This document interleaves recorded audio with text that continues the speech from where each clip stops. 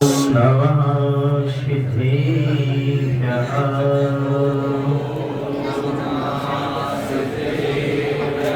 ॐ नमः सिद्धेभ्यः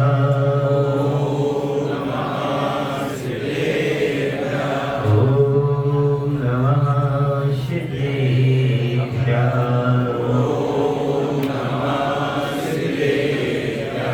बोल देवादेव श्री आदिनाथ भगवान की जय। देवादेव श्री महावीर भगवान की जय। आचार्य गुरुदेव वंश विद्यासागर जी महाराज की जय। आचार्य समय सागर जी महाराज की जय। बोलिए बोलिए श्री गुरु सागर जी महाराज की जय। नमोस्तु महाराज जी। महानगरों में और महाशहरों में इतने भक्ति भाव से उत्साह से आदिनाथ जयंती मनाना समझ लेना भवितव्यता की निशानी है। और मैं तो ये मान करके चलता हूँ, आप बाहर के निवासी यहाँ के प्रवासी होकर के भी इतनी अच्छी भक्ति कर रहे हैं। ये सब आचार्य भगवान की कृपा का प्रसाद मान करके, उनकी कृपा से उनके आशीर्वाद से ये सारे मंदिर का निर्माण, लोगों का बसना रहना और एकता के साथ इतना दान करना, ये सब गुरु महाराज की कृपा का प्रसाद मानता है। आज हम जिन आदिनाथ भगवान की जन्म जयंती जन्म कल्याणक मना के लिए बैठे हुए हैं, याद रखना आदिनाथ भगवान से जैन धर्म नहीं चला। आदिनाथ भगवान जैन धर्म के संस्थापक नहीं थे बल्कि प्रवर्तक थे। जैन धर्म तो अनादि काल से चला आ रहा है, अनंत काल तक चलेगा। आदिनाथ भगवान ने आगे बढ़ाया है। संस्थापक आदिनाथ भगवान नहीं है। आदिनाथ भगवान कैसे हैं? प्रवर्तक हुए हैं। उन्होंने जैन धर्म को इस युग में आगे बढ़ाया है, क्योंकि धर्म की उत्पत्ति नहीं होती, उत्पत्ति संप्रदाय की होती है। याद रखना, धर्म भगवान ने पैदा नहीं किया बल्कि भगवान ने धर्म को धारण किया है और आगे चल करके उसके धर्म का प्रवर्तन किया। कुछ लोगों की धारणा है कि आदिनाथ भगवान से जैन धर्म की उत्पत्ति हुई, ऐसा नहीं। इस युग के प्रथम तीर्थंकर थे आदिनाथ आदि ब्रह्मा। उन्होंने जैन धर्म को इस युग में आगे बढ़ाया है। इतना ही मात्र समझ करके चलना, क्योंकि धर्म अनादि काल से चला आ रहा है। नीम में कड़वापन अनादि काल से है, किसी ने डाला नहीं है। गन्ने में मीठापन किसी ने डाला नहीं है। आप गन्ना बो सकते हो, नीम का वृक्ष लगा सकते हो, पर नीम तो कब से है? उसका बीज अनादि काल से। गन्ना भी कब से है? ऐसे जैन धर्म अनादि है, सनातन है, इसकी किसी ने उत्पत्ति नहीं की है, बल्कि ये अनादि काल से चला आ रहा है। उन्हीं आदिनाथ भगवान के पुत्र हुए भरत चक्रवर्ती। हाँ, भरत चक्रवर्ती के नाम से ही इस देश का नाम भारत देश पड़ा है। इस बात को हमेशा याद रखना। भरत के भारत में आज हम क्या कर रहे हैं? आदिनाथ भगवान की जयंती मना रहे हैं। इस भारत देश का नाम और भी ग्रंथों में रेफरेंस मिलता है। संस्कृत में श्लोक मिलते हैं कि ऋषभ देव आदि ब्रह्मा आदिनाथ के पुत्र भरत से ही भारत देश का नाम प्रसिद्ध हुआ है। युग के आदि में जब कर भूमिया का अवसान हुआ, उस समय त्राहिमाम मच गई। सब लोग दुखी हो गए। अब कल्प वृक्ष चले गए, अब भोजन पानी की व्यवस्था कैसे चलेगी, आजीविका कैसे चलेगी? तो उस समय नाभि राय के पास सब पहुंचे, उनके पिता के पास। तो उन्होंने कहा आदि कुमार के पास जाओ। तो आदि कुमार ने प्रश्न उपदेश दिया, कृषि, अस्सी, मसी, शिल्प, कला, विद्या, ये वाणिज्य आदि का उपदेश दिया। उन्होंने षट कर्म का उपदेश दिया। उनका सबसे पहला उपदेश था पशुपालन और कृषि करना। अभी आप आदि पुराण उठा करके देखना, उन्होंने वैश्यों की परिभाषा यही दी है, कृषि करना और पशुपालन करना। मैं तो कहता हूँ यदि आपके नगर में पशुपालन होता है, गौशाला है, तो समझो आदिनाथ भगवान की आज्ञा का पालन कर रहा है। क्योंकि भारत देश कृषि प्रधान देश रहा है और आगे चल करके मुझे लगता है AI के जमाने में आपको लौटना ही पड़ेगा, क्योंकि आपकी नौकरी खतरे में है, आपकी सर्विस खतरे में है। और वही आदिनाथ भगवान के जो उपदेश था, कृषि और पशुपालन की ओर आपको पहुंचना पड़ेगा। इसलिए जैन सोसाइटी और पूना नगर मिलकर के गौशाला अच्छे से उसको विकसित कर रही है, ताकि वहां आकर के आप पशुपालन आदि कर सको और उससे अपना स्वयं रोजगार प्राप्त कर सको। और बताते वहां भी आदिनाथ भगवान की मूल नायक बनने जा रहे हैं। और 28 प्रतिमाओं का मानस्तंभ सहित क्या होने वाला है, पंचगणना, वही भी 4 अप्रैल से 9 अप्रैल तक होने जा रहा है।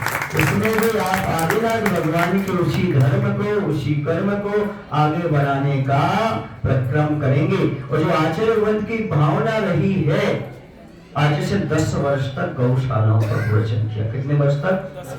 अहिंसा, दया, करुणा जो हमारा मुख्य रहा है। और इतना ही नहीं, दयोदय जबलपुर में तो जिनालय, पूर्णायु, गौशाला, प्रतिभाश्री सब एक साथ हाथ करना चल रहा, सब एक साथ निर्मित हो चुके हैं। आचार्य वृंद की भावना है। वही भावना को साकार रूप देने के लिए आदिनाथ भगवान से वही लेकर के आए आचार्य वृंद तक, वही गौशाला के निर्माण के लिए पूना वाले ही बीड़ा उठा रहे हैं। और उसमें गायों का संरक्षण चल रहा है।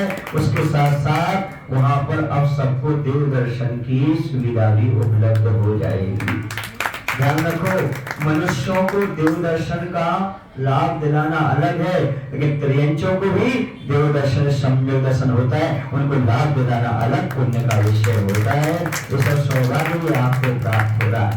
एक बात याद रखना, जब आदि कुमार थे, जब राज्य पर बैठे थे गद्दी पर, तब उन्होंने आपको जीवन जीने की शैली बताई। 6 कर्म आपको बता दिए।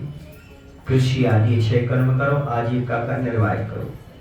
फिर मेरा चिंतन कहता है कि मुनि बनने के बाद उन्होंने 6 आवश्यक का, यानी केवल ज्ञान के बाद भगवान बनने के बाद क्या किया, आपको 6 आवश्यक का उपदेश दिया। क्यों दिया? क्योंकि 6 कर्म जो आप कर रहे हो उससे पाप अर्जित होगा। क्या होगा? पाप अर्जित होगा। तो क्या करो? 7 आवश्यक पालन करो, ताकि वो 6 कर्म से बड़े पाप आपका नष्ट हो सके। आप इधर से बैठिए, ममता जी का बहुत सुंदर चिंतन है। मेरा तो यही चिंतन रहता है, सुने आपकी नहीं, जो 6 आप कर्म कर रहे हो, अब उपदेश तो दे दिया आपके लिए कर्म का, अब लेकिन आपका बंद होगा। उन्होंने कौन सा उपदेश दिया? देव पूजा, गुरुपास्ति, स्वाध्याय, संयम, तप और दान, ताकि आपने आजीविका के लिए जो आपने पाप किया है, अब वो पाप क्षय हो सके और जीव का उद्धार भी हो सके। आप ताली अच्छे से नहीं बजा पाए, मुझे पता है। इसका रीजन बता दे रहा हूं, क्योंकि आप 6 कर्म तो करने में लग गए और 6 आवश्यक को भूल गए। किसको भूल गए? आपने उनके आदि कुमार की बात तो पकड़ ली, पर आदिनाथ की बात नहीं पकड़ पाए। क्योंकि आदिनाथ कौन थे? राजा थे। तो राजा की बात तो पकड़ लिया आपने, लेकिन जो महाराजाओं को भी महाराजा थे, उन आदिनाथ की बात को भी ध्यान दे रखो। उन्होंने कहा 6 आवश्यक को मत भूलो। जो 6 कर्म करते हुए 6 आवश्यक का पालन करता है, वह आदिनाथ का वंशज है।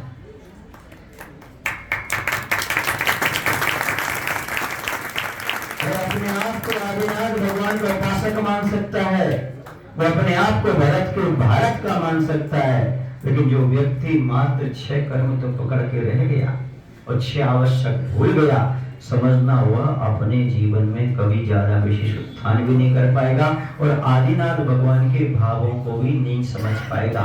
आज मैं बहुत खुश हूँ, भले मुझे बहुत देर तक बैठना पड़ा, पर मैं समझ रहा था दान देना भी तो एक उपदेश है। यदि आप लोग गोलियों की माता से दान दे रहे हैं, तो वो उपदेश ही चल रहा है, मान करके चलना चाहिए, क्योंकि दान के बिना आगे नहीं चलता। एक बात और आपको बता दूं, बोलो भाई, बता दो, बताओ ना। मैं तो ये कहता हूँ मुनि से आगे ग्रस्त है। पूछो क्यों? अभी अक्षय तृतीया आएगी ना, बोलो ना। आदिनाथ भगवान ने तीर्थ परिवर्तन तो केवल ज्ञान की बात किया, लेकिन ग्रस्तों में उनकी मुनि अवस्था में दान दिया, तो दान तीर्थ का परिवर्तन पहले किया। पहले परिवर्तन किसका हुआ? दान तीर्थ का। फिर किसका हुआ? धर्म तीर्थ का। इस युग में ध्यान रखना इस बात को, इस युग में इसे सबसे बड़ा महत्व किसका है? अच्छे से बोलो ना, किसका? हाँ, याद रखना बंधु, सबसे ज्यादा महत्व है। जैसे सभा में सम्मान का, विवाह में पान का, वैसे ही धर्म में दान का बड़ा महत्व है। मध्य प्रदेश में जिलों में सागर का, पानी भरने में गागर का, और संतों में गुरु विद्यासागर का।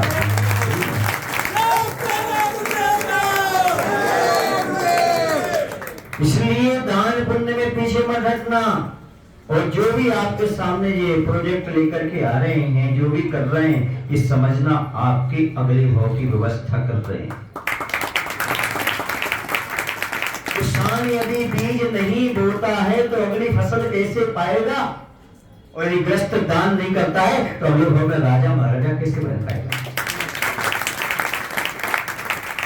जिस किसान को अगली फसल प्राप्त करना है, उसे खेत में बीज बोना होगा, और जिसे आगे राजा महाराजा बनना है, उसे दान करना होगा। ये नियम है, इसके बिना काम नहीं चलेगा। आप सब जो काम जो है संभव नहीं है। क्योंकि किसान बहुत समझदार होता है, पूरी फसल नहीं खाता, आधी बीज के लिए बचा के रखता है। तुम भी समझदार हो ना, बोलो ना। इसे जितना कमा रहे हो ना, उसका 25% नहीं तो 10% बचा के रखो।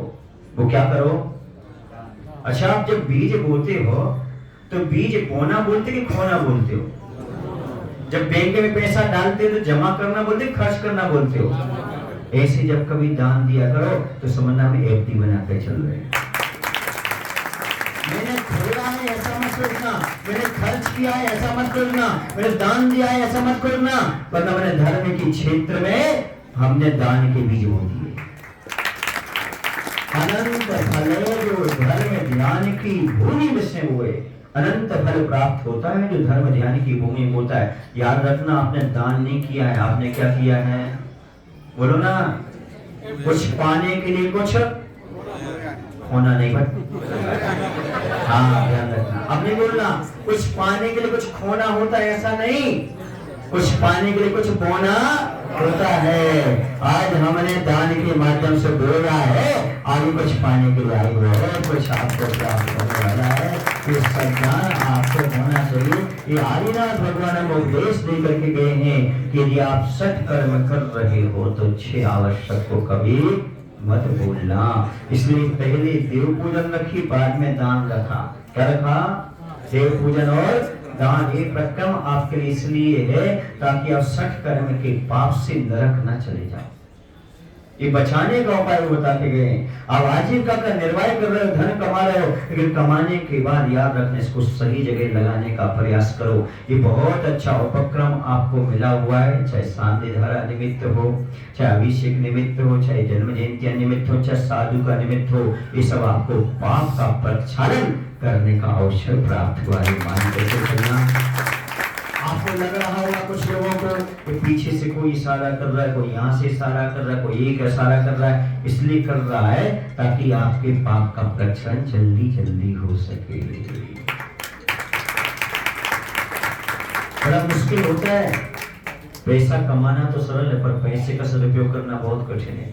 पद्मनदी पंचविंशति और ग्रंथ में लिखा है, ऐसा कौन सा आपका धन है जो कर्म बंद में नहीं जा रहा? क्या कहा?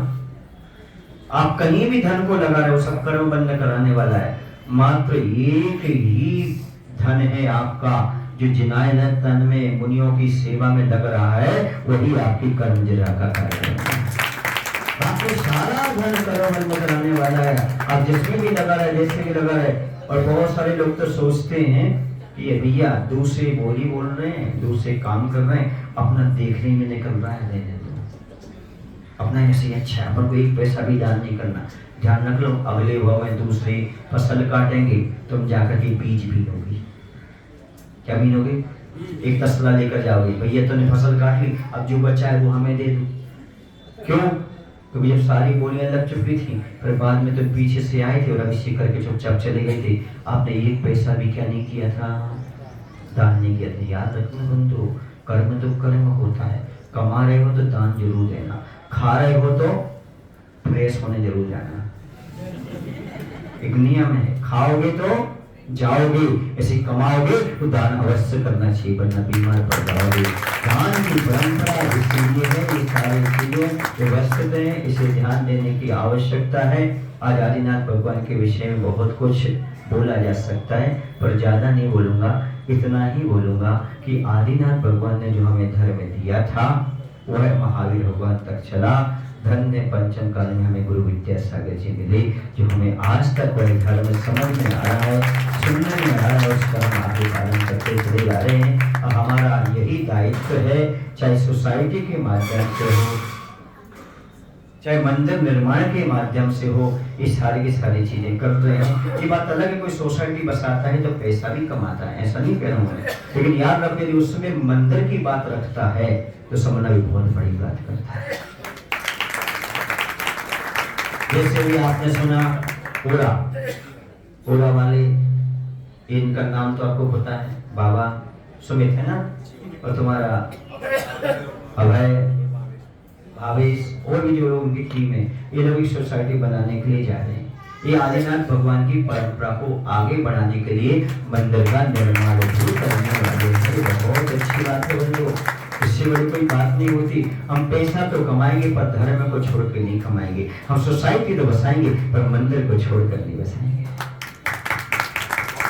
आपके पूना नगर की विशेषता मैं आपको बता देता हूँ, बता दूं। चिंचवड़ में मैं होकर के आया, उन्होंने सबसे पहले संत निवास का निर्माण का बात कही, बाद में सोसाइटी बसाने की बात की, और वहां पर संत निवास का शिलान्यास हो चुका, 7 कमरों की स्वीकृति भी वहां पर आ चुकी है। बहुत बड़ी बात है कि हम सोसाइटी, हम अपना घर बाद में बनाएंगे, पहले संत निवास बनाएंगे। ये बहुत अच्छी समझना, ये भक्त आत्माओं की पहचान है, इसकी पहचान है, भक्त आत्माओं की पहचान है। और आज जो कुछ भी आपके पुणे नगर में हो रहा है, मैं तो ये मान करके चलता हूँ कि आप भव्य जीव सब जगह से इकट्ठे होकर के आए हैं, जो ऐसे नगरों में भी आकर के जिन धर्म की प्रभावना करते हैं, आदिनाथ भगवान की जयंती से मना रहे हैं, सारा कार्य कर रहे हैं, इन सबको हमारा आशीर्वाद है। और विशेष रूप से जय जैन गौशाला वालों को भी आशीर्वाद है, क्योंकि आप लोग मंदिर के साथ साथ अहिंसा के आयतन जीवित दया का पालन करने का उपक्रम कर रहे हैं, उनको भी हमारा आशीर्वाद है।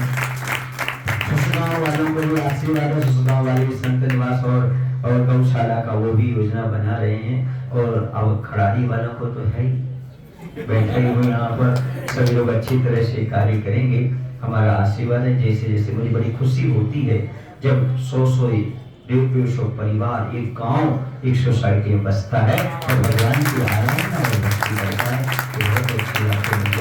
बस ये सब के भावों से काम होता है, याद रखना ना। मुझे तो ऐसा लगा यहाँ आकर के, जैसे आप लोग तन से पास पास बैठे हैं ना, ऐसे मन से भी पास पास बैठे। बड़ा काम करते हैं, ऐसे जैसे काम करते हैं, कोई महावीर भगवान की, श्री आदिनाथ भगवान की, आचार्य से